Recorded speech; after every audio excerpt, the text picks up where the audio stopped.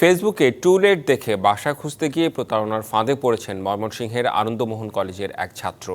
প্রতারক চক্রের কাছে জিম্মি হয়ে হারিয়েছেন মোবাইল, ল্যাপটপ ও নগদ টাকা। এই ঘটনায় দুই তরুণীকে গ্রেপ্তারের পর চক্রের বিষয়ে বের হয়ে আসতে শুরু করেছে চাঞ্চল্যকর তথ্য। ফেসবুকে বাসা ভাড়ার বিজ্ঞাপন দেখে ময়মনসিংহ নগরীর গুলকিবাড়ির ফখরুজ্জামান টাওয়ারে যান আনন্দমোহন কলেজের প্রথম বর্ষের শিক্ষার্থী নাজমুল হাসান নাইম। সেখানে তাকে অস্ত্রের মুখে জিম্মি করে মারধর করেন কয়েকজন। ছিনিয়ে নেওয়া হয় মোবাইল, ল্যাপটপ ও 25,000 টাকা। তারা আমার কথা শুনে না, বরং আমাকে তারা আরো নির্যাতন করা শুরু করে।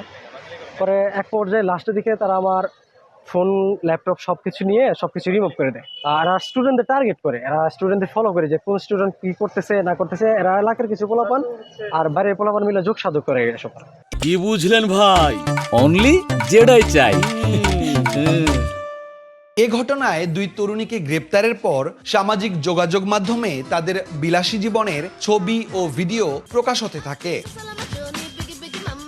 পুলিশ বলছে, গ্রেপ্তার সাদিয়া জাহান এবং ফারিয়া আক্তারের বাড়ি কিশোরগঞ্জের তাড়াইল উপজেলায়। সামাজিক যোগাযোগ মাধ্যমে মেঘলা ও পায়েল নামে পরিচিত দুজন। তাদের কাছ থেকে উদ্ধার হয়েছে মুঠোফোন ও ল্যাপটপ। চক্রের আরও 2 নারী ও 4 পুরুষকে শনাক্তের চেষ্টা চলছে। এদের মধ্যে প্রথম যে আসামি 2 জন মহিলা, তাদেরকে নিয়ে আসে। তারা ওই বাসা ভাড়া করে প্রথমে তারা শুরু করে, অর্থাৎ এই সিন্ডিকেটের মূল হোতা 2 জন মেয়েকে আমরা গ্রেপ্তার করতে সক্ষম হই। প্রতারণার মামলায় 2 তরুণীর 5 দিনের রিমান্ড আবেদন করেছে পুলিশ। রবিবার তাদের কারাগারে পাঠায় আদালত।